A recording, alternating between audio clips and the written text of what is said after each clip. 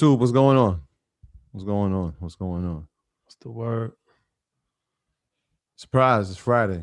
And we here. Yeah. No days off. Not this week. No sure. days off, man. All in a day's hustle. We're going to let the earners in. That is a fact. Let the bro in. Pop up. EYL pop up. You never know what could happen during your leisure. Any given moment. Crazy week. Yeah. Hope you guys are doing well.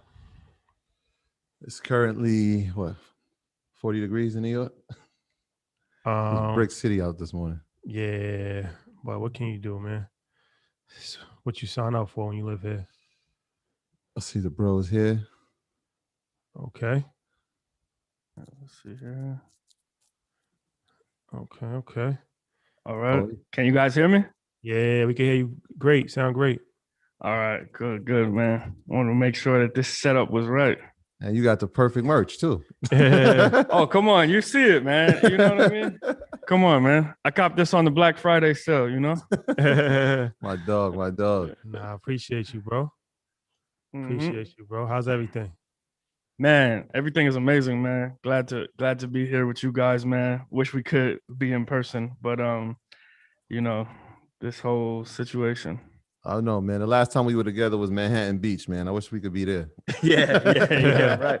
Yes, yeah, right before I got in, I heard you guys saying it was like 40 degrees, man. That's yeah.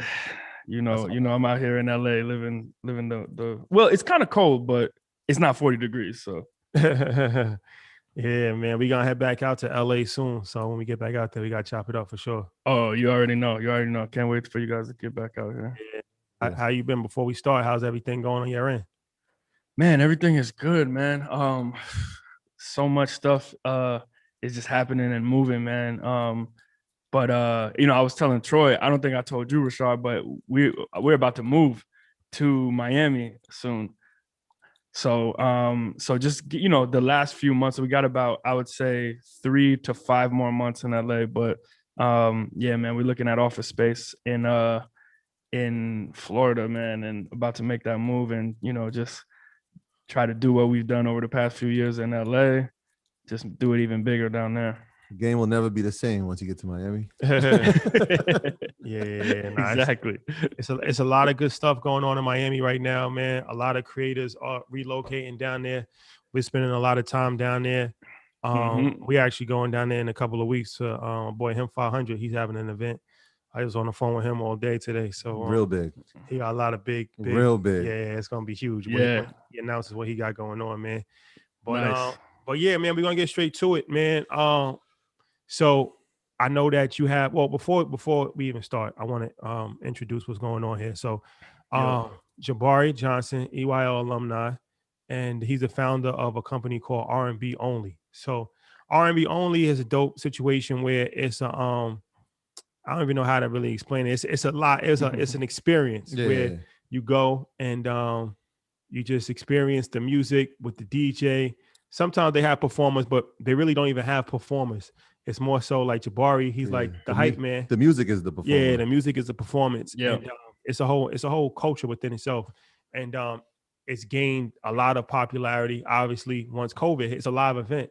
So once COVID hit, they had to pivot, and I think they was doing drive-through situation in Atlanta. Yeah, man. Drive-ins, masked shows. I mean, anything you could possibly think of, man. Outdoor, all kinds of, but we will never stop. Yeah, for sure. So, and then he really got really popular online, and this is how I found out about him when he turned down $1 million to sell his company. Said what? Yeah, he turned down. They offered him $1 million a few years back. He turned it down, and then he came on Earn Your Leisure, and he explained why he turned down $1 million because it was all kinds of stipulations, red tape involved, and once you started to peel back the layers, it didn't really make sense. So that was a dope episode. What number was that? I think 32, because he was like, you guys changed the cover art right after me. Or I think Envy was around that time. Okay. Yeah, no, I was right before Envy and 32. Yeah, right before Envy. Episode 32. So it was a dope episode. And we've been in contact ever since. So what he's doing now, and I'll let him explain it, but he has an equity crowdfunding campaign. So I thought it would be dope if we opened up the platform and kind of had a discussion about equity crowdfunding, because it's a way, especially now, a lot of people trying to raise money for their business and things of that nature. So I thought, the conversation would be timely to have this. And the good thing with YouTube is that, once it's there, it just lives forever. So I'm going to go over what equity crowdfunding is, how you can implement it for your business if you're an entrepreneur. If it's a good fit. Some people don't even know, like, is this going to be a good fit? Is crowdfunding going to be a good way to raise? Yeah, we definitely going to get into that. Absolutely. Yeah, some people, they need to know that part. Yeah, the whole equity crowdfunding 101 is definitely something that all business owners, aspiring business owners, should definitely be aware of. And then we'll answer, open it up for some questions, and then he'll tell you about his equity crowdfunding campaign as well. So, we got the questions from EYL University. Shout out to all the earners in the building. This is something that, like I said, we just kind of put this together. Pop up shop. We call our own shots over here. That's a fact. The good thing about owning your network is that you can do whatever you want. You don't have to ask anybody for approval. So, we just decided we're not doing nothing on Friday. Let's do it. That's our guy too. Yeah. Oh man, and it's an honor and a privilege, man, to be back with y'all, because I'm one of those early. I'm an early alumni. I think, and man, to see the growth, to see what you guys have built, to see the educational platform, right? Like that you got. Because I remember when I first came, to do the first one, you guys were like, we're building an educational platform. You know what I mean? Like you guys were talking about that back then. Like it wasn't just a podcast. It was something so much more bigger than that. And now this ain't even just an educational platform. It's a media platform. You know what I'm saying? I love it, man. I love the growth. I'm always supporting you guys from afar over here. And man, I'm just happy to be here. I will say this while you're here. You came bearing gifts. One of the best books that I've ever received. Ego is the Enemy. It's on the shelf right there. Yo, classic, man. Classic. I'm glad. Thank you for that. Yeah, of course. No problem. No problem. For sure. So we're going to get this going. But before we start, being that this is a spur of the moment EYL University class open to the public, we don't really do this too often. We only do it once a month, but this month we're doing it twice. So we're going to do a flash sale, 24-hour flash sale for EYL University, 75% off. It's currently at 70%. So an extra $100 savings, I think it is for that. But only for 24 hours. Since this is an anomaly, we're going to do that. So I pinned it, but you can only get it through this link that I'm pinning it on YouTube. It's not on the website. So it's only on the pin, and it's going to be in the bio, but that's only it's in the bio of this YouTube video, but it's not on the website. It's only in that. Only the tubers right now. Yeah, for sure. So without further ado, Jabari, let's get into it. So equity crowdfunding. Okay. Yes, sir. Let's break this down from the beginning. What is equity crowdfunding? Okay, so first and foremost, man, equity crowdfunding is an alternative means of raising finance and capital for your business, right? So let's just break down the normal ways or the most common ways that people raise money for their business. Number one, I would say it's the pre, VC world, just like making money and investing it back into the business, right? So just like using your gains and then putting that back into the business. And that's probably what like most people, most entrepreneurs, most business owners do.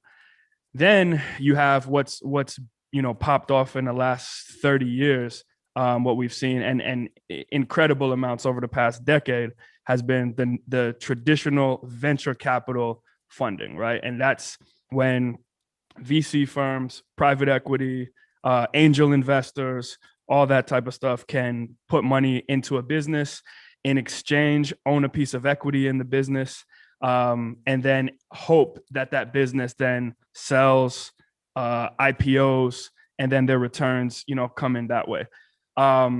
Equity crowdfunding is a new thing that has been introduced in 2016 under the Jobs Act.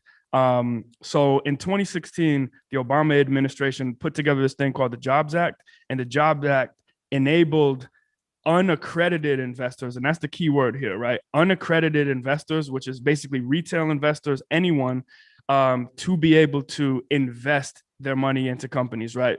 So in the past, all those other sort of vehicles that I mentioned before, in terms of like VC, you have to be an accredited investor, meaning you have to have a net worth of over $1 million to be able to invest in like early stage companies.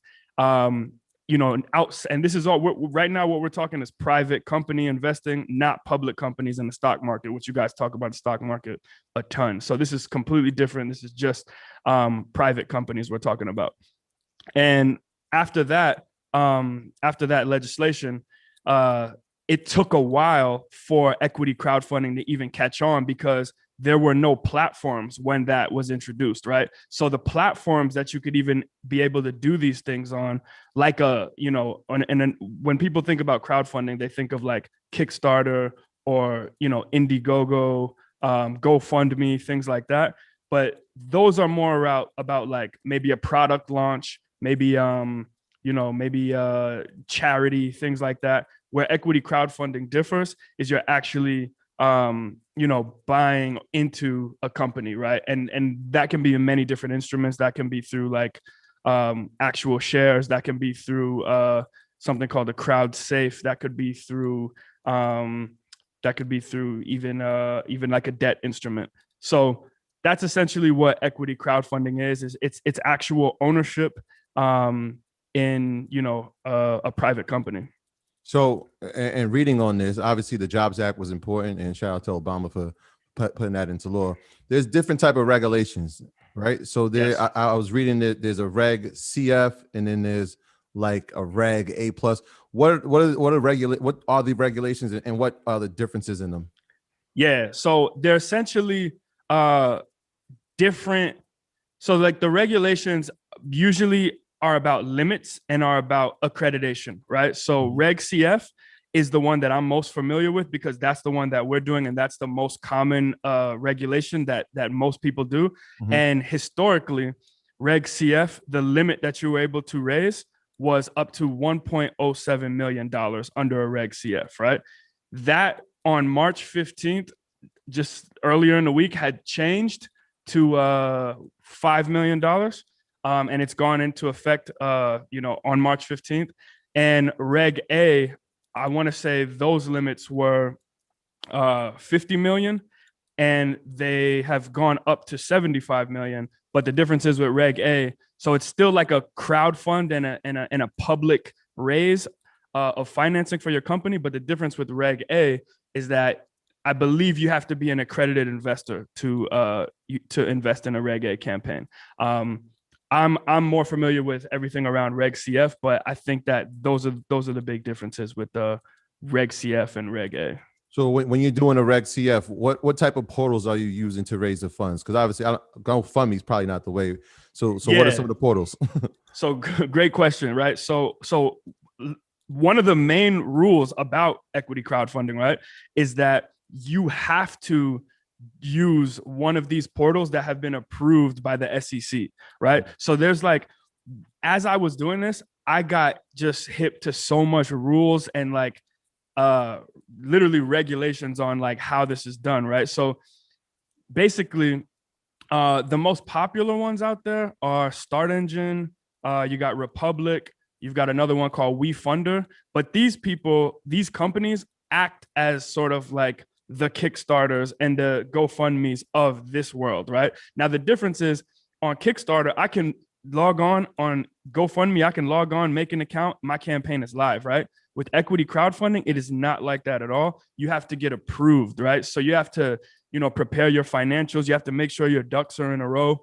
And then you have to submit to these various accredited platforms. And then you have to become accepted because there's just, the SEC wants to make sure that not any and everybody is just finessing people, you know what I mean? And making sure that there is a level of, there is some sort of, what's the word I'm looking for?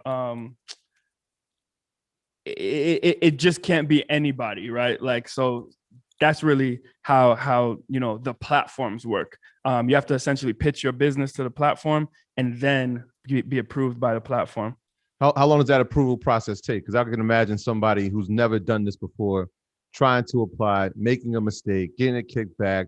Are you able to make the mistake, make corrections, and reapply? And how long is the process? Yeah, everybody's different. And I believe the platform that we're on, I think Start Engine has a 6 month to 1 year reapplication time, where if they don't approve you, and it's not like you'll make a mistake in the application process. That's not really the concern. It's more so if I think if they feel like your company is a fit for the investors on their platform, or if your company is just, do you have, like I said before, all those ducks in a row? Like, do you have your book straight? Can you prove revenues? Can you prove, this type of thing? And that's not to say that you have to be a company with revenue to get on these platforms, because you could be like a pre-revenue company getting on the platform as well.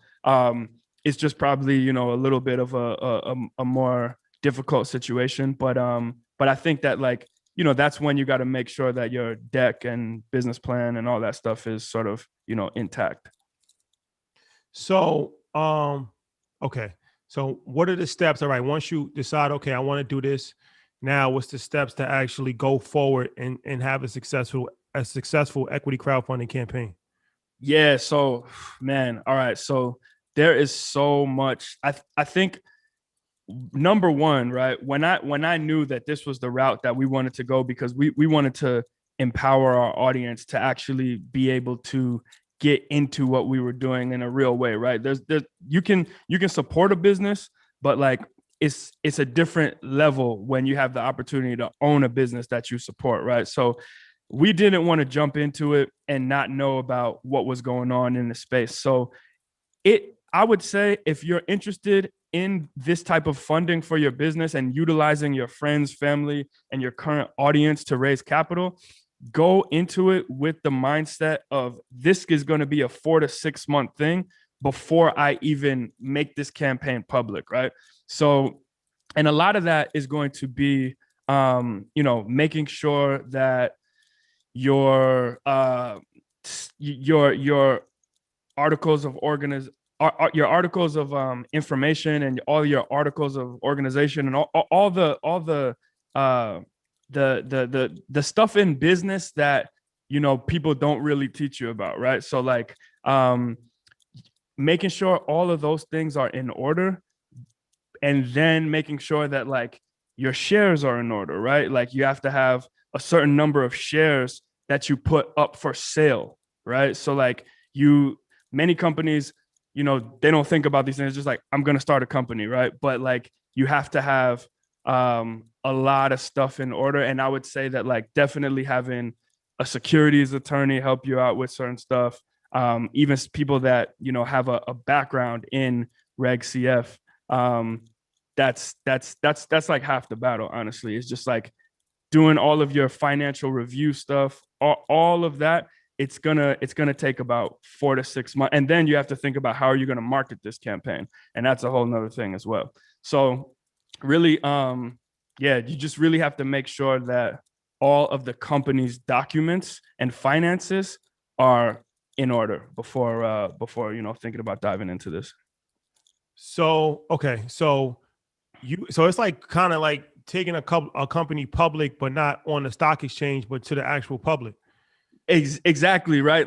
It's so when you take a company public on a stock market, you typically, I mean, I know you guys know about what's been happening with SPACs and everything, but it's typically just through a direct listing, or now through a SPAC, right? And so there's something that you have to go through in that process. I believe I think it's called the S1, and the S1 is what you present to the SEC to sort of get through this. And that's essentially, Reg CF is like a baby version of all of that. And so, and the technical form that you have to, that you're filing with the SEC and where you're getting all this information is, it's called the Form C.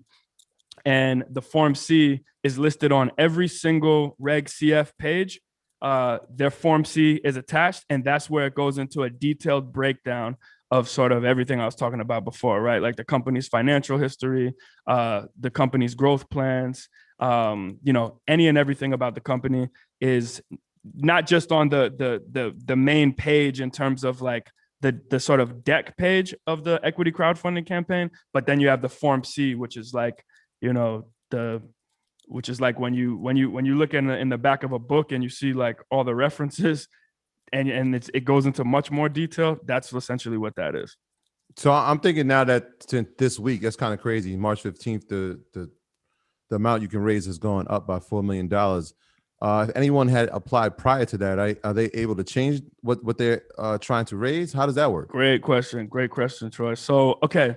So the SEC, when this was all happening, everybody in the space, so the SEC, Trump had signed something, I think back in December or November. The SEC had made an announcement last year, end of 2020, that they were going to do these increases, right? And when they made that announcement, they said, this is going to go into effect sometime in 2021. And when they announced that it was going to go into effect, they didn't announce like when. They just said, when we update the public register that is on the SEC's website, it will go into effect 60 days after that. And so 60 days after that ended up being March 15th. And that's when this happened. Right now, what happened when Biden got in office is Biden had a pause on all SEC changes. So everybody was kind of in a limbo, right? And everybody was like, well, is Biden gonna, push it? Is he gonna push the limit? Is he gonna do this? Is he gonna do that? And what ended up happening was they didn't make any changes to the rules that the SEC had put forth and sort of like updated in the public register. But there was one small change, and that change was that in order for a company to raise up to 5 million, you needed not an independent financial review, which you needed before, but you actually needed an audited financial review. So like, or you need a financial audit basically. And an audit is a lot more expensive and a lot more time consuming. And there's just a lot of stuff that a independent CPA goes through when they're doing an audit on a business. And that is the one rule change that happened. So if any company wants to do that, now you do have to get audited financials and provide that to the platform that you're using. So marketing, how was some of the marketing tactics that you've used and that you've seen other people use? Yeah, so I think that ultimately it's really about storytelling and about the why. You know what I mean? So like I'll sort of, when we were looking at sort of the successful campaigns and stuff that we saw that raised upwards of 500. I think the average of a Reg CF campaign is around like 200,000, maybe $250,000, something like that. It's rare that people actually get to the million limit, right? And I'm sure it'll be even rarer for people to get to the 5 million. But as this thing gets more and more popular and more people find out about doing this, hopefully there's a lot more that can reach those milestones. But in terms of marketing, I think that some stuff that I just saw that was dope. There was a company called Caribou. It's a founder is named Max Touchman, and it's like an educational app that connects like young kids to teachers and stuff like that. But really, it's just, I think it's all about the story. You know what I mean? Like when I see a founder and a mission that is necessary and that like is passionate and that has some traction, that's what does it for me. And that's what like I invested in a few companies using these mechanisms, and yeah, that's what did it for me. Is really just like the story of the business and sort of like what sort of traction they've made in the past. And I think that was that's just a huge marketing tool, because you're essentially explaining the why of like what you're doing. And it's like, it's one thing to explain it to customers, but it's another thing to explain it to like potential investors. So yeah, another part. I mean, there's two sides to this equity crowdfunding thing. Is for business owners that's looking to raise money, but also for investors that are looking to invest in private companies. So, absolutely. like, what's some of the sites that people can go on to look, and how, if I'm an investor and I want to look, like, what are some things I should look for? What are some sites I can go to? Like, what's some information for that? Yeah, for sure. I think definitely I would start at these three right here. I would start at startengine.com. You can see our campaign on there at startengine.com/R&B only, but there's a bunch of amazing companies on that website. There's republic.co. That's another one. Gumroad is a company that actually recently announced an equity crowdfunding campaign and raised $5 million in one day. And Gumroad is a, I don't know how many people are familiar, but Gumroad is a really popular sort of, it's like a B2B software tool, but it allows you to sell digital goods essentially. Like, so people sell, ebooks on there. I know musicians that put their music on there for sale directly, stuff like that. So yeah, they just launched a really big campaign. And then WeFunder is another one.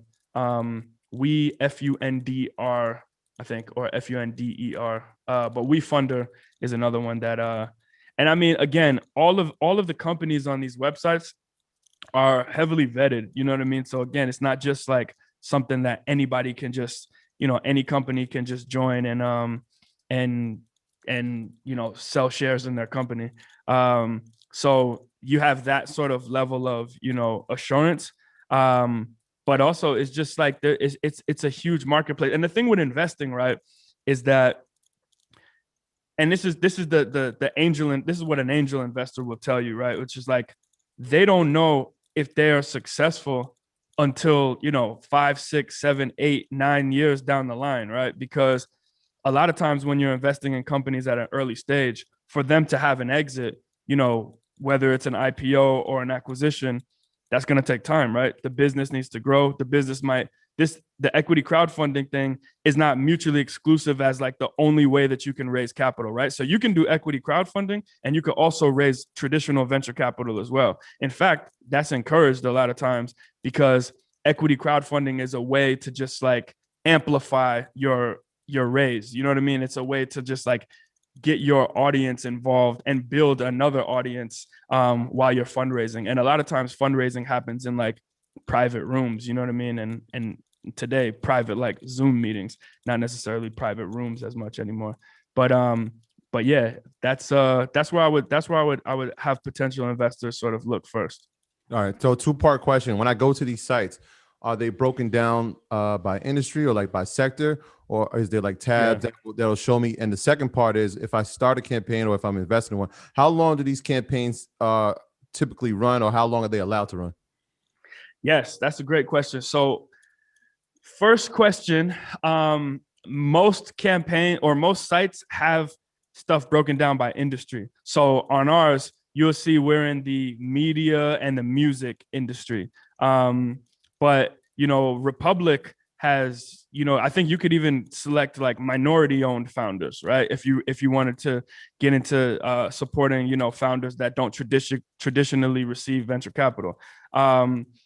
There's like, if you just wanted to see like robotics companies, I believe, stuff like that. So usually on the homepage of these sites, there's a drop down and it filters companies by industry. And then to the second part is it's selected by the companies in terms of time frame. So most I think most on average are around like 60 to 90 days. And I think the maximum a campaign can last is 6 months under Reg CF in a calendar year, if I'm not mistaken, because you have to wait 12 months to be able to do it again. So if you wanted to have like your first campaign and then you wanted to, expand the business and say, all right, we're going to do, another round and we're going to do another equity crowdfunding round, you would have to wait 12 months before you were eligible to do it again, and that's rules as per the SEC. Yeah, sounds similar to a company that's IPOing, right? They go through their rounds of funding. Yep. Very similar. For sure. All right, let's get into some questions from EYL University. As I said, this is a pop-up class. For anybody that's joined just now, we got the pro Jabari Johnson, who has an equity crowdfunding campaign actually going. We're gonna talk about that in a little bit, but we thought it'd be a good idea just to get some information about equity crowdfunding from business owners, entrepreneurs that might be interested or just want to just seek information, and even people that may be interested in supporting or investing in it, and just get information. And this is something that we do all the time for EYL University. We had 4 classes this week. We did our group. That was crazy. Our group investment chat. That was crazy. That was 2 hours. And then MG, the mortgage guy, came with a class last night yesterday about real estate. I have my financial planning call tomorrow. Book club and then Sunday. The book club is on Sunday. So you boys are working, man. I love it, man. Non-stop, bro. Every day, man. Every single day, man. So yeah, man, we put the link. We pinned that link in YouTube if you want to join. We're doing this 24-hour flash sale, 75% off. But it's only through that link that's pinned in YouTube. It's not on the website. That's a special link. So you can either click that link if you're interested, or the link is in the YouTube description as well. But, so if you're an earner, you got just raise your hand. Y'all know how this works. I know some of them, this might be their first time being in here. So if you want to be called on, just raise your hand and then I will call on you. But before we go there, Jabari, I got a question because you said the word why. And I was wondering, obviously I've been to R&B Only and it's an experience in itself, but what was the decision that you said, this is what we need to do going forward with this company? What was the why? Well, here's the thing, Troy. R&B is one of those genres, man, that's so underserved, right? So we found that, we started producing shows and events around R&B music. And next thing you know, in just a short amount of time, we went from, rooms in 200 capacity, venues. And then we were doing like 2,000, 3,000, 4,000 capacity shows, like huge crowds in over 40 cities, in not just North America, but, internationally. And so in that short amount of time, that let us understand that this is a genre that, it needs this type of thing, right? It needs this type of environment. And that was just in the live space. But then we started to look around at like, what about the other spaces in the music industry and entertainment that R&B is underserved, right? And I'll just ask you guys a few questions, right? Like, where do you guys go for new R&B music? Apple Music. Apple Music. But is there a brand that you associate with new R&B music? Oh, nah, not necessarily. No. Right. So that's underserved, right? In terms of, like if I say, what is hip hop merch to you guys? Like, just rattle off a few brands. Current or past? Any. Rockaware, Sean John. Jim Jones would beg to differ about that. That's a different story. I think merch. When I'm thinking merch, the first person that comes to mind is Kanye. Yeezy. Travis Scott comes to mind. Travis. Who else has good merch? What's my man's name? Oh, he got the store right in LA. Oh my gosh. It'll come back to me. It'll come back to me. Yeah, but those are some. Those are the first two I think of when I think merch. So you thought about that super quick, right? When Tyler the Creator, that's what it was. Tyler the Creator. Oh yeah. Okay. So when you think about merch and R&B, does anything ring a bell? You know what rings a bell when I think about merch? And it would have been crazy if Jodeci would have had some merch. Okay, yeah, right. The leather vest, right? But absolutely. But the point I'm trying to make is that like we see these other industries that have created like, multi-billion-dollar ecosystems, around live, around recorded music, around media, around all these different elements, right? But like it just hasn't fared the same way in our genre of R&B, right? And what a lot of people don't realize is that, like, if you look at the top 50 streamed artists, right, 5 of those artists are just R&B artists, right? Like, you've got Chris Brown, Khalid, The Weeknd, Beyonce. Beyonce, another solid merch. Yes. Solid, yes.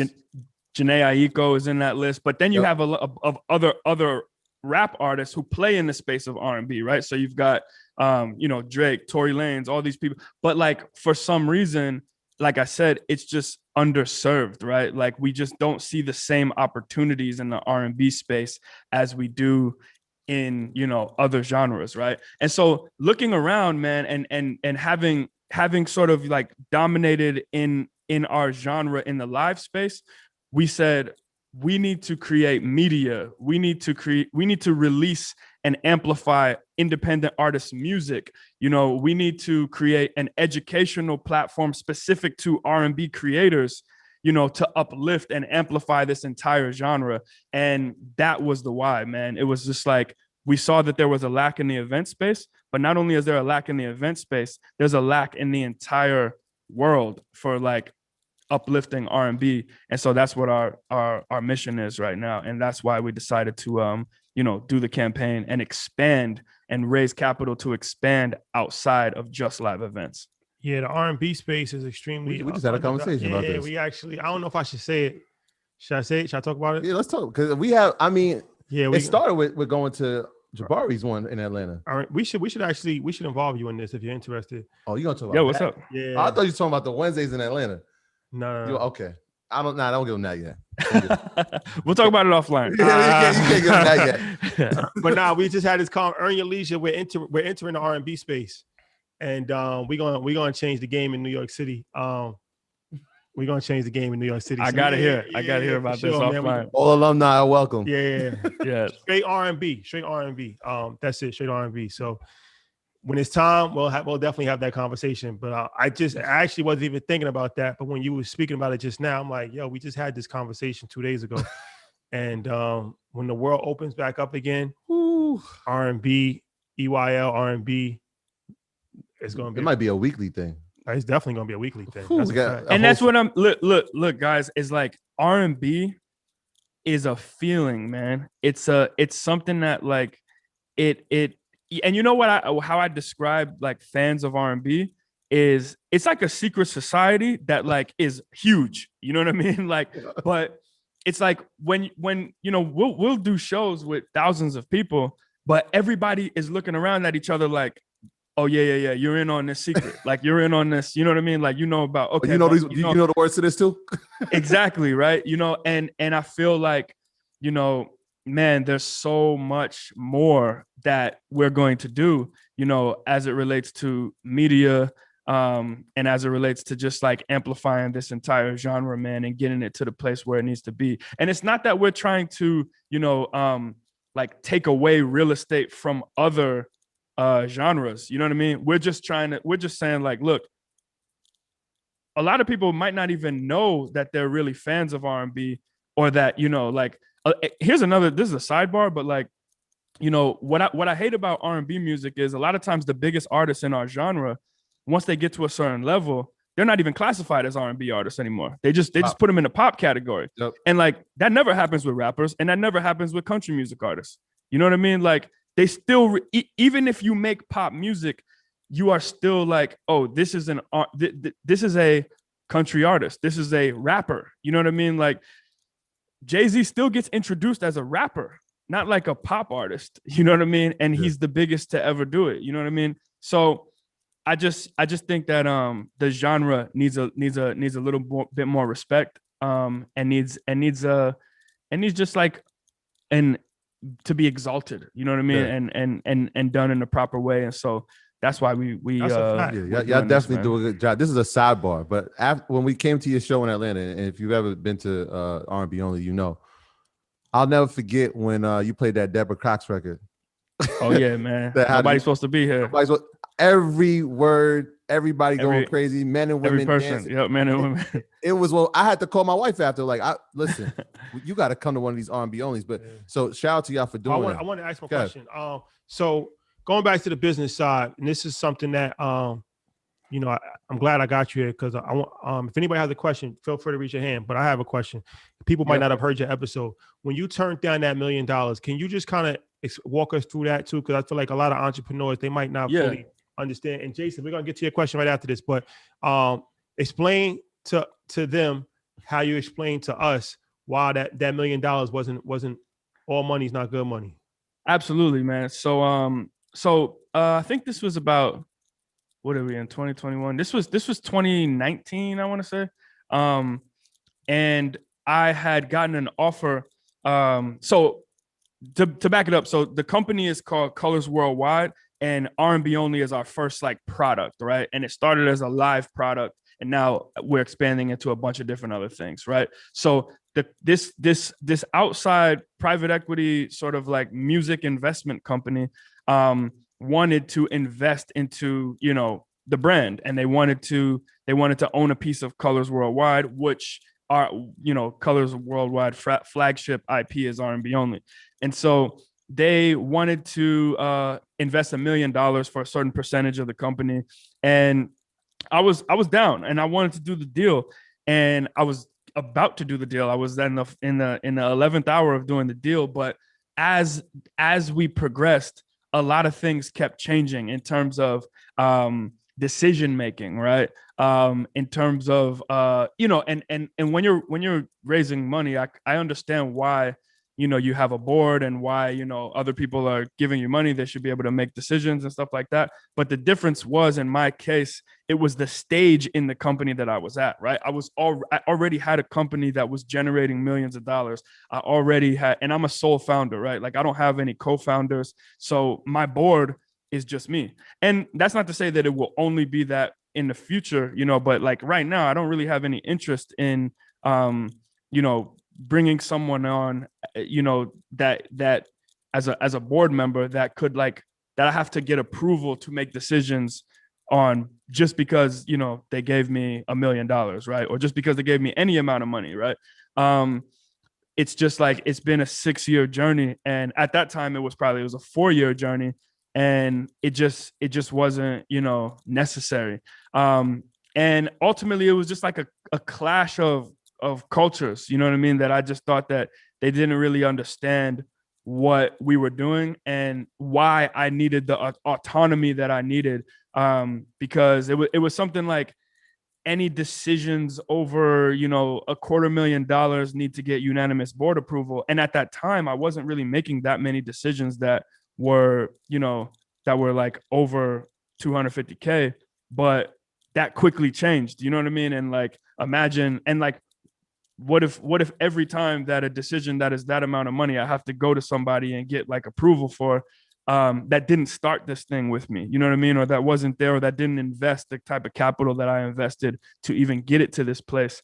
It was just like, I'm not really down with this. And I don't think that this is something that I, you know, that would really benefit me in the long run.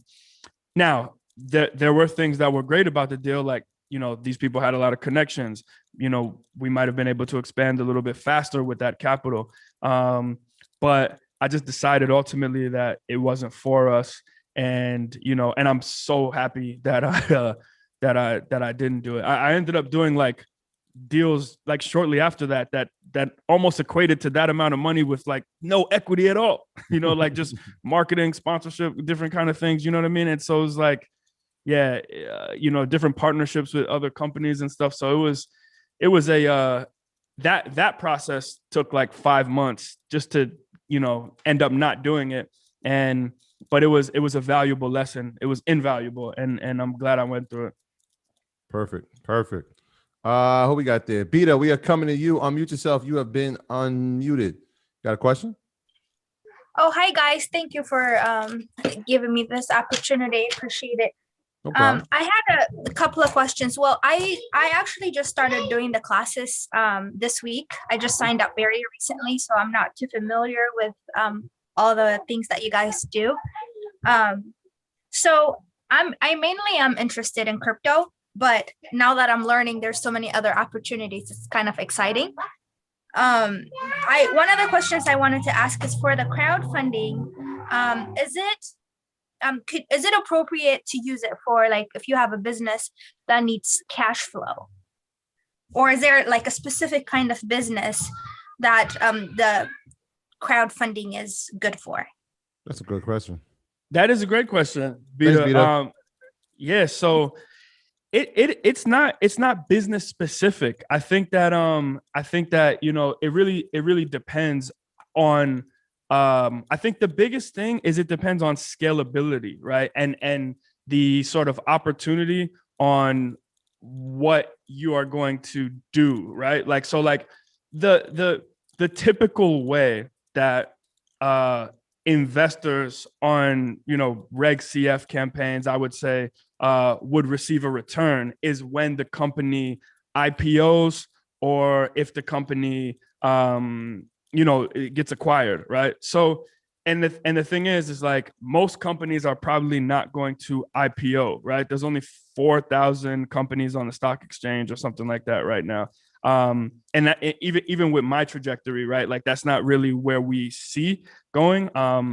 But being acquired, right? Like a company acquiring us, and I think that that's what most companies think about when they think about a potential exit. It's I think that it's rare on equity crowdfunding for people to do things like it's possible, but you could do you could do like a debt instrument where like essentially the money that you raise is kind of like a loan, and it's like paid back or something like that. So it really just depends on like the attractiveness to investors. And I think that if investors see, oh, this is a company that could be bought by another company in the future, or could IPO or go on the stock market, then I think that that's essentially the only sort of type of companies that should be thinking about this.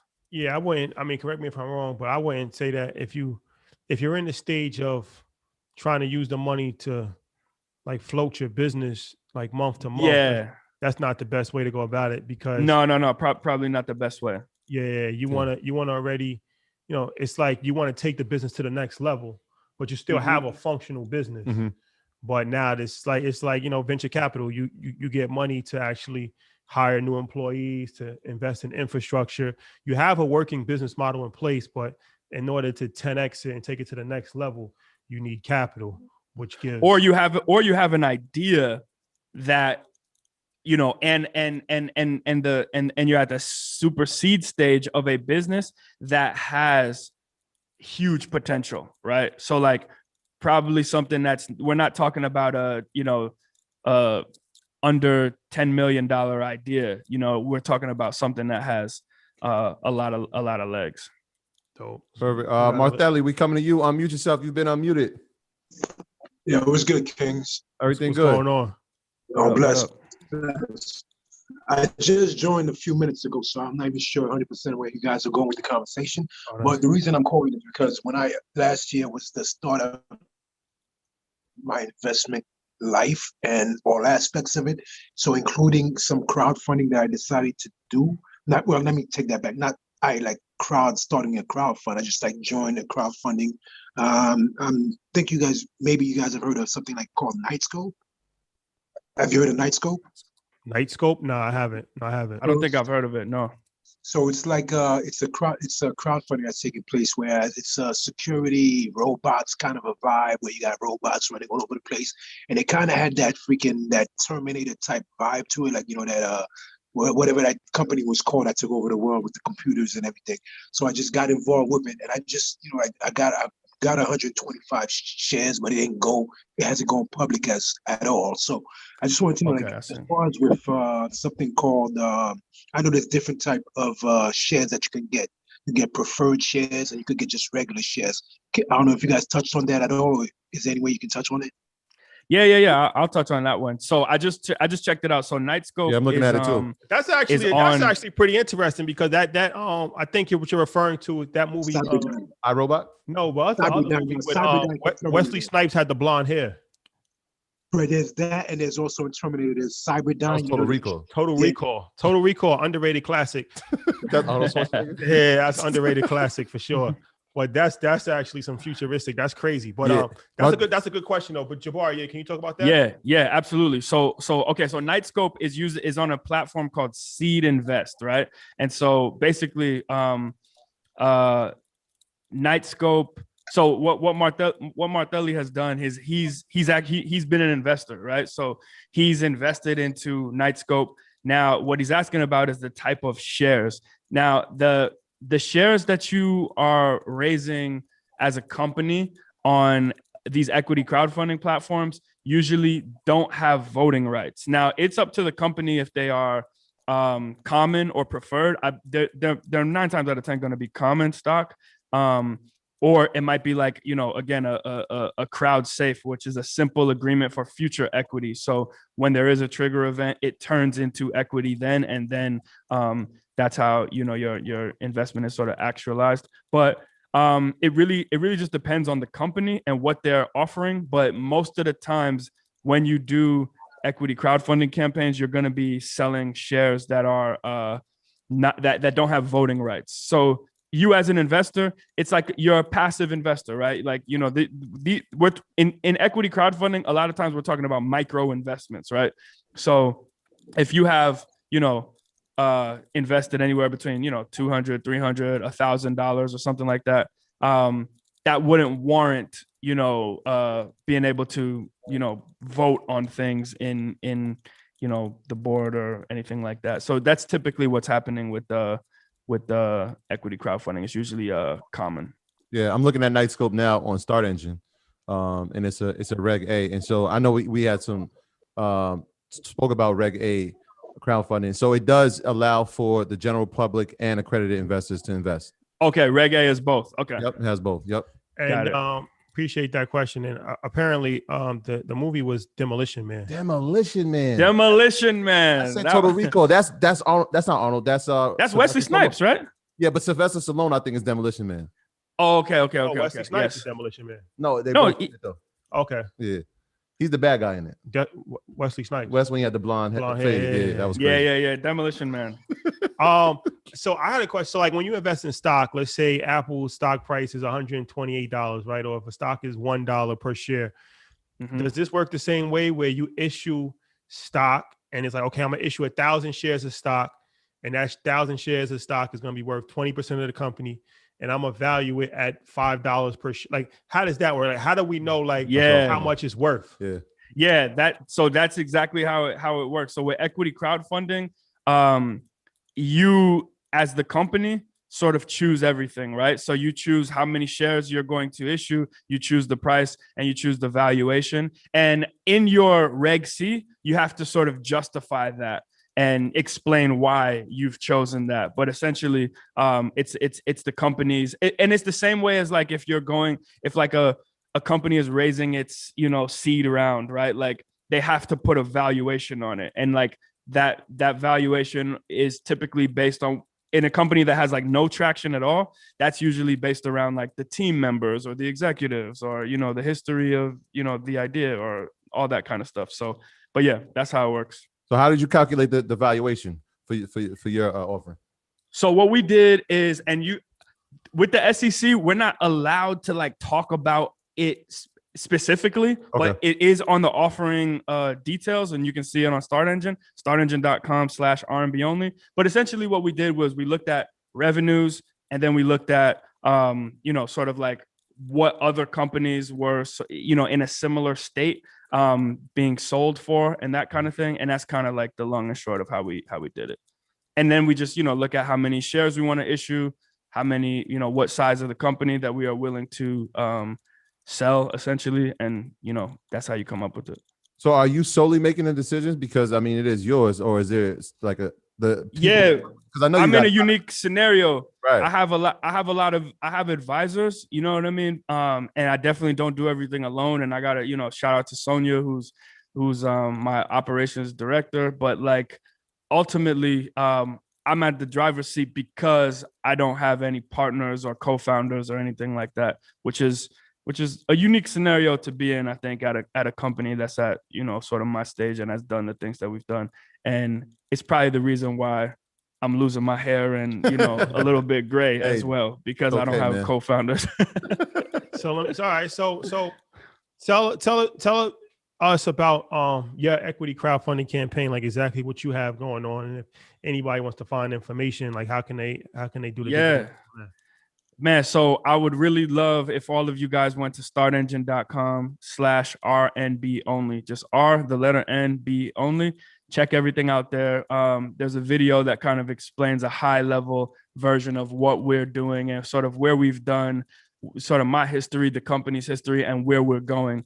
But ultimately, like I was saying before, we just feel that R&B is a hugely underserved genre, and there's a lot of potential to amplify the genre and build, you know, multiple verticals and businesses out of that, right? So one of the things I said was we're getting into media, and a lot of that media is going to be, you know, digital content all the way up into like well-produced content that, you know, we can potentially sell to, you know, Netflix or a Hulu or something like that. It's doubling down on the live space when we come back. And when, you know, COVID is over, there's going to be a huge rush, we feel, to the live event space, right? Everybody has this pent up demand. Everybody wants to go out again. Everybody wants to go to enjoy concerts and shows. And we're going to be ready for that, you know, potential increase in, you know, that space. There's, you know, actually releasing music from, you know, independent artists all the way up into, you know, well-known artists. And then there's this artist platform, man. We really want to build a tool and a community for the R&B creators of the world, right? Where we, you know, that it's like, if you're an R&B artist, a lot of times you're not just, you know, like every artist is a artist, but not every artist is like a songwriter. Not every artist is a producer. And R&B is one of those genres where you kind of need a lot of other people to get a product done. You know what I mean? Like, it's not, R&B artists aren't typically like in their basement with like, you know, their laptop or their phone making beats, you know what I mean? Or even writing songs alone oftentimes, you know? So we want to build a community where, you know, this next generation of R&B creators has a place to go, has a place to collaborate. And not only is about community, but is about like giving them educational sort of resources and tools to be able to further enhance their careers. And the way we look at all this, right, is it's building an ecosystem that one thing feeds another, right? So if we can build an R&B artist community, which we already have like a community of artists that, you know, rock with us and submit us music and, you know, and that we support heavily. But if we can, you know, increase that community, that we can have more opportunities in that community to like produce media, you know, or the media that we produce with around R&B music, you know, can, you know, let more people know about and increase the audience of the people that come to our live show, right? And at our live show, you know, is a place where we can sell and incorporate more merch opportunities, right? And like, it's just very cyclical, the world that we're trying to build, but ultimately it is all about amplifying the entire genre of R&B music. So when R&B is, you know, when any R&B artist wins, we win, you know what I mean? And vice versa. So that's why I think it's a super unique opportunity for people to get involved with and invest in and sort of be on this ride and journey with us.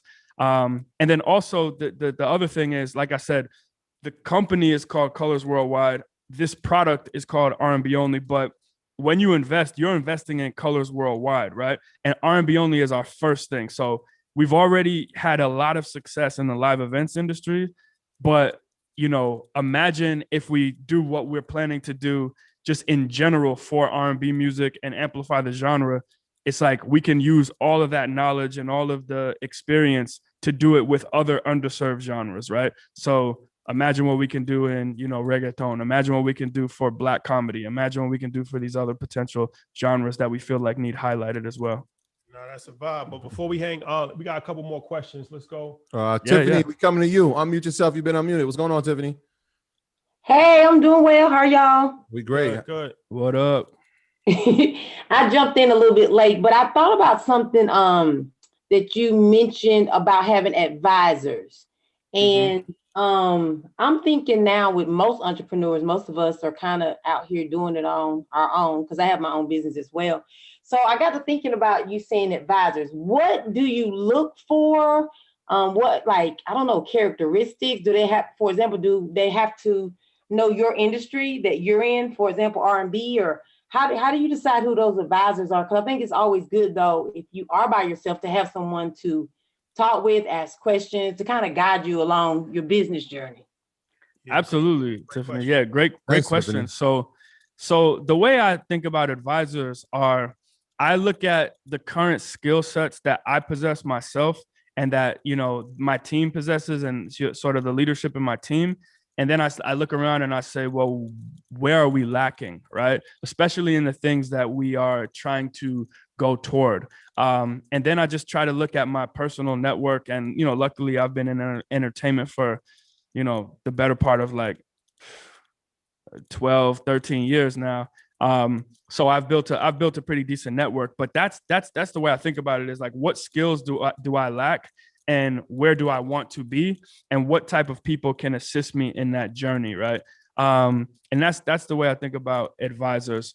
It's definitely something that is necessary, and an advisor is, I guess you would say, like a step above a mentor, right? Because typically, you reserve shares in your company for maybe like you reserve maybe an equity pool for advisors and maybe key hires and employees and stuff like that. And so, an advisor role typically comes with some sort of advisor shares. But that's the way I think about advisors. Yeah. That was a great question, Tiffany. Appreciate you. Appreciate that. Eden, sure. I see you in the comments. I'm coming to you. Unmute yourself. You've been unmuted. What's going on?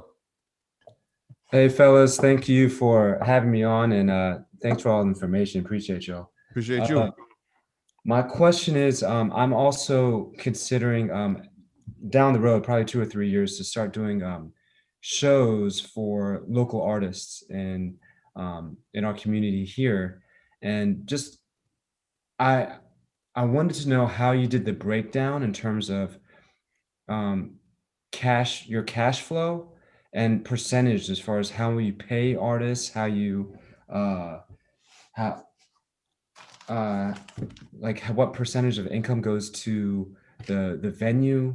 Is there a formula that you use to help? Ooh, that's a good question. So in the live space, the way we're like the guys were saying sort of earlier, is one of the things, I wish I had a better answer for you, but one of the reasons why I built the company not based on artists was for this very reason, right? So like when you are doing shows and relying on artists and talent, like well-known names, as the means that are going to essentially sell tickets and put asses in seats, right? Like you need to pay for that.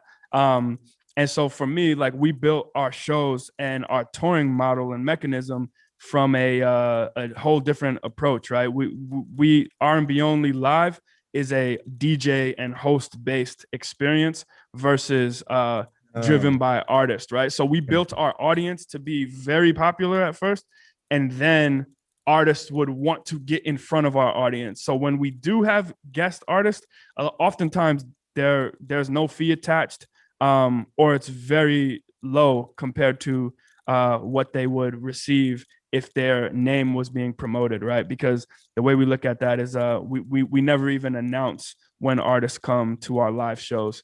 And the reason that we did this is because if you do it the other way, and you're trying to be a promoter and you're trying to just promote talent, it can get very costly. Okay. All right. Yeah, that's a good question. And that's, some of my friends promote, and it's like when you get these artists, these big name artists, it's a hassle because you got to track them down. They're all prima donnas. They might come, they might not come. You got to pay them a bunch of money. Just do 2 songs. And then you got to have champagne in their dressing room and Hennessy. Oh man, riders, man. The riders are a whole riders is crazy. And then it's like, you might not make that back depending on, because the artists, they unless it's in the contract, you got to pay them more to promote it on social media. They're not going to do you no favors. They're not going to promote it. They're not going to say anything about it. They're just going to take the $50,000 and leave. And if you sell tickets, so you figure, like, even if you get a Chris Brown to come and he doesn't promote it for you, you got to get the word out. But if you don't have a social media following, or if you don't have connections with other people, nobody's even going to know. So it's like you paying $50,000, And that's a big risk because you might not be able to put that many people in the seats to sell the tickets. Yeah, and I think one of the best things is that even like some of these artists, you might not like some of the songs that they have, but when you go to the R&B only, you guaranteed there's going to be a hit after hit after hit. Your favorite song's going to play. Your favorite 10 songs might play. It's definitely a moment, and it's definitely a vibe. But one thing about Corona is that you can't. A lot of these are like maybe not the A-list artists, but like the C-list artists are doing a lot of things for at extremely low rates these days because their money slowed up once touring stopped and once shows stopped.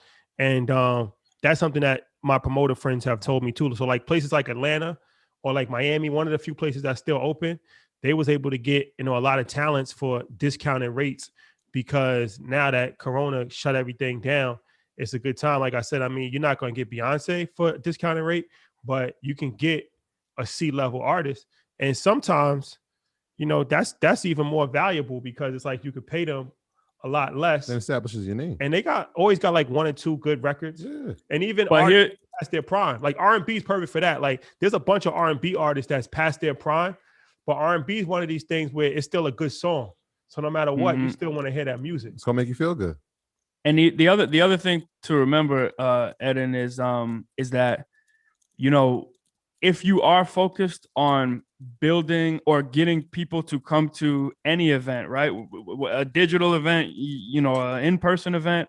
That's a whole nother thing I didn't talk about is how deep we're going on the digital event side of things. But nonetheless, when you use another individual entity, brand, artist name to get people to go to your thing, you have to be doing that much more to promote your brand, right? So like, let's just give Earn Your Leisure an example, right?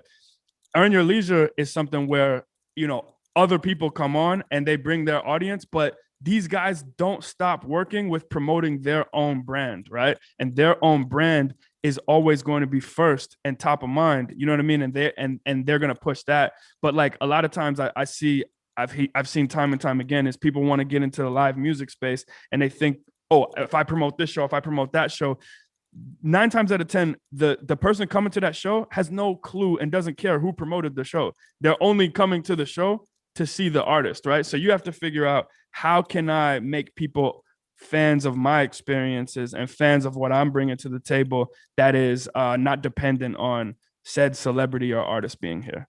No, that's what I would recommend. No, that's excellent information for sure, and that's something that we do a lot. As far as like, it's cool to have people come on, Mark Cuban, things of this nature, but if they don't recognize, Earn Your Leisure always has to be the entity, like, what I'm saying. And I think a lot of even like financial literacy, a lot of financial literacy pages make the mistake of like, they take clips from other people's content. So they'll take a clip from the Breakfast Club. They'll take a clip from Sway in the Morning with a celebrity, and it gets views, but it never builds your brand. So you might have 500,000 or 100,000 followers, but you don't have a brand. You just got people that follow your page because Meek Mill's talking about cryptocurrency on the Breakfast Club, but that's not really helping your brand. Yeah, you're the first one to post it. It's an easy way to get followers. It's an easy way to get views, but it's not an easy way to build your brand. So for us, it's like, we only put in clips on our page 90% of the time that's from our content,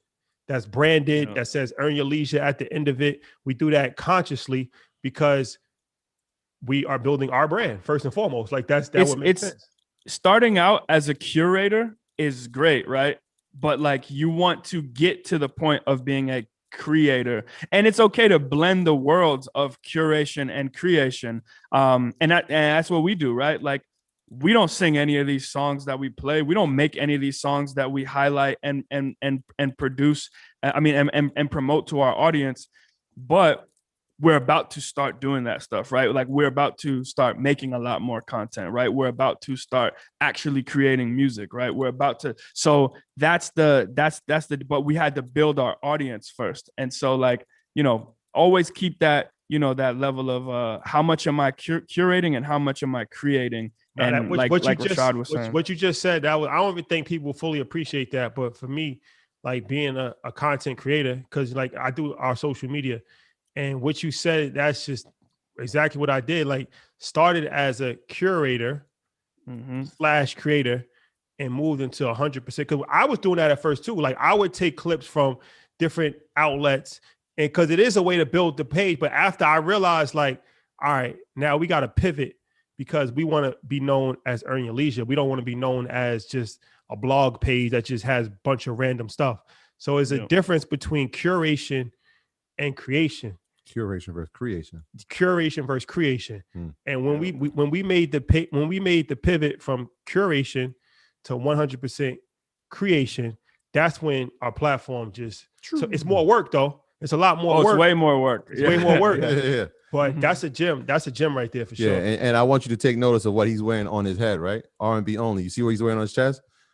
That's a You know what I mean? Yeah. I'm supporting the creators, baby. Exactly. Support the creators, man. Else. Shout out to everybody. If it's anything else that we're wearing, it's probably somebody that we really rock with. So if you see us in any other thing than our own gear, it's because we rock with that person and we want to support them wholeheartedly. That's a fact. Big I fact. think we got one more. We got one more, and then I got a question for you about R&B. Let's do it. We're gonna do that. Okay. At the end. Yeah. Lamar. Oh, there you go. Lamar, unmute yourself. You've been unmuted. What's going on, Lamar? Yo, what's going on, fellas? How y'all doing? Everything great. Good, bro. Good, man. Hey, just first off, man, I just want to say, man, salute to y'all, this platform, man. I really appreciate it. I just actually stumbled across everything y'all doing on the Breakfast Club. I signed up for the university and all of that. So I just want to say, first off, salute to y'all for this platform, man. Thank you, bro. Appreciate you. The question I had was for damn, man, I'm horrible. Jabari. Yeah. So you know the platform that you have. So I'm a DJ and I'm looking to, like, I just moved to Miami from New York, but I live in Miami now. So Nice. I'm looking to, do like showcases and with local talent and not even local, just local talent, just people who may want to come down for that event. I was trying to get an idea of your platform and if that ties into that kind of that kind of event. Like, is that something that you'd be interested in, or not you interested in, but is that how your platform, does it tie into doing showcases for up and coming artists? Not really. The way we showcase up and coming artists is more so digitally. What we found is that how we sell tickets to our shows right now, our live shows, is that we're creating an experience and we're providing a vibe and we're showing and playing R&B music in a very unique way, equipped with visuals, storytelling, jokes, all that kind of thing.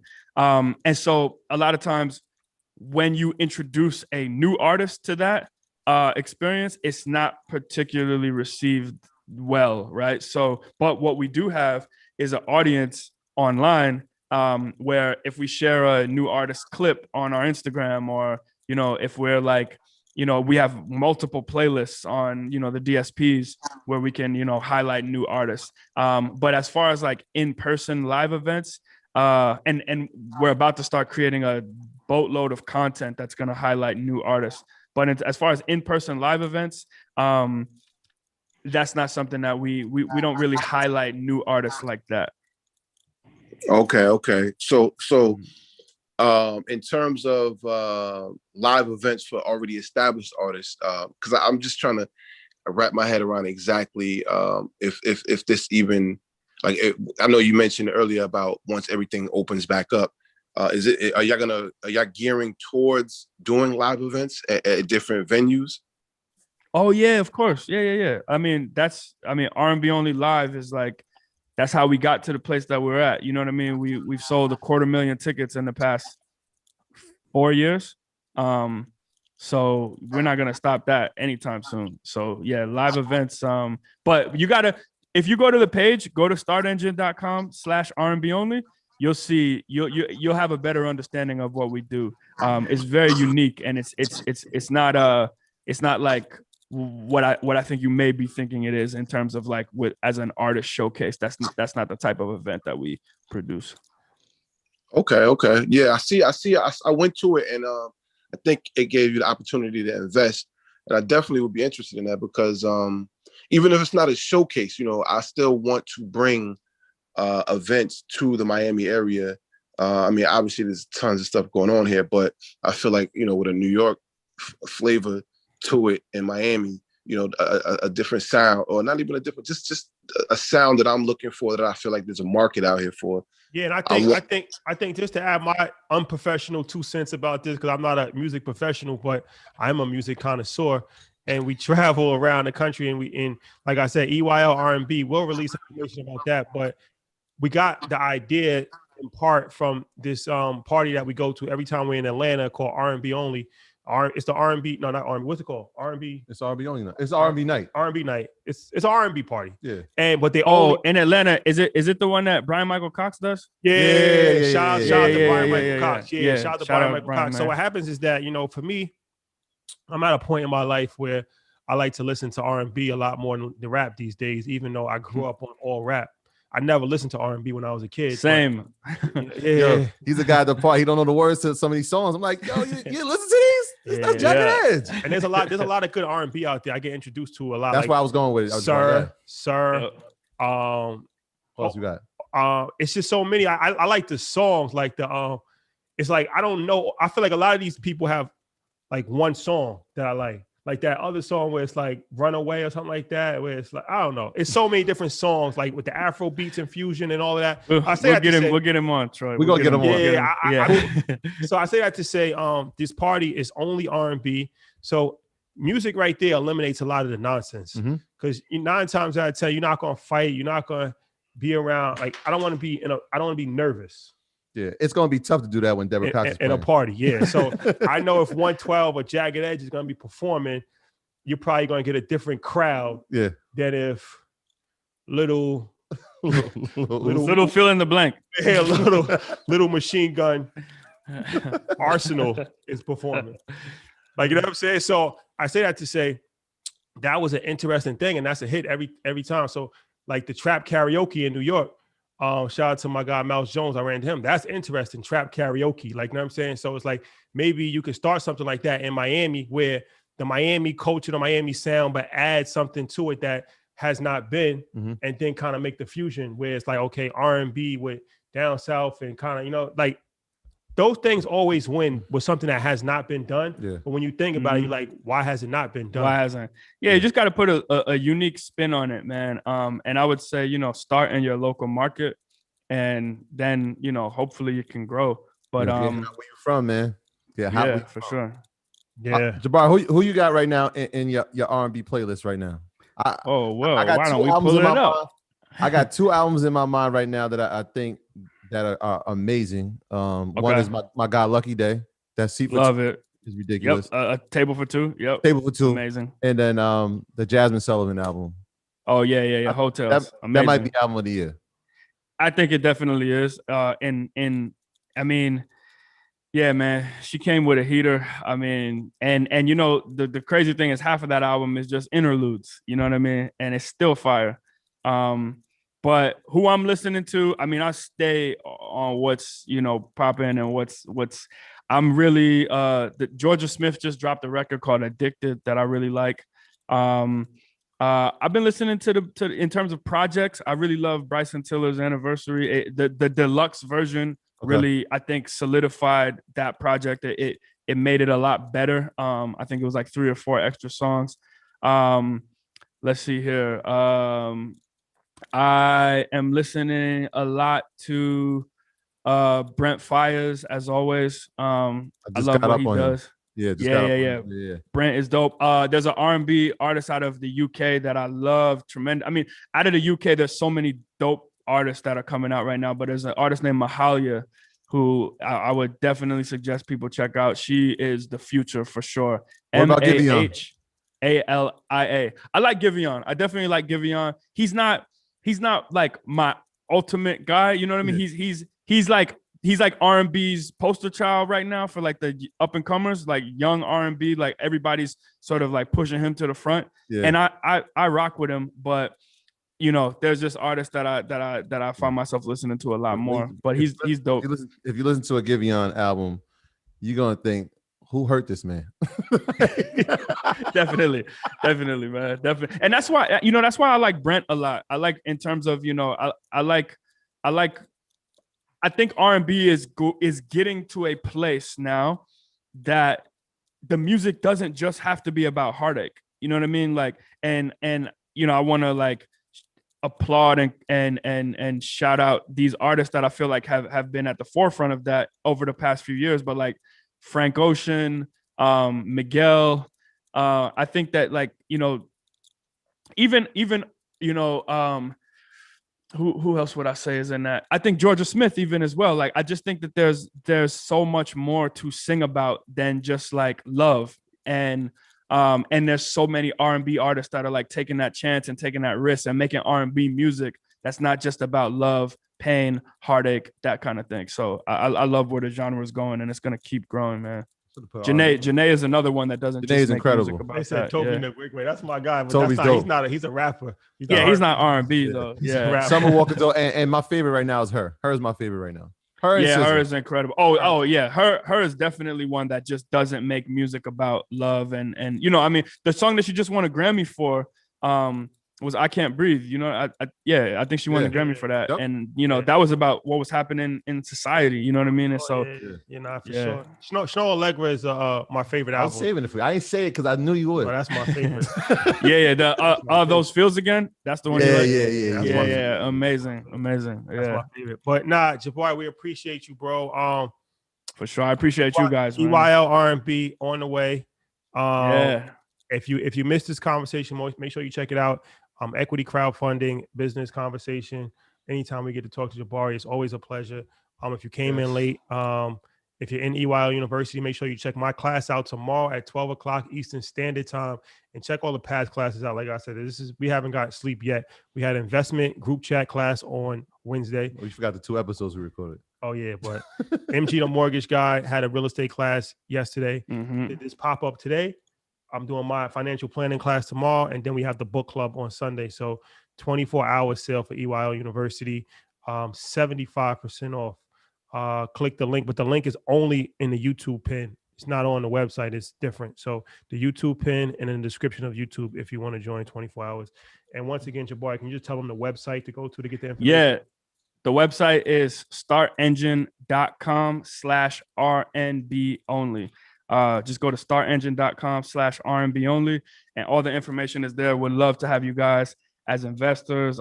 Thank you so much, man. Everybody just listening, man. Shout out EYL. Shout out, you know, everybody in here in EYL University, because it's a very special place, man. Like, these guys have created something that is amazing, and you're gonna get so many gems from just being in this community. So, you know, shout out to Troy and Rashad, man. You guys have been killing it. My I dog. appreciate you, bro. All right, guys. All right, One I was love. gonna say we'll see you next week. We'll see you tomorrow. See you tomorrow. All right, Barry. All right, bro. All right, yo, take it easy, guys.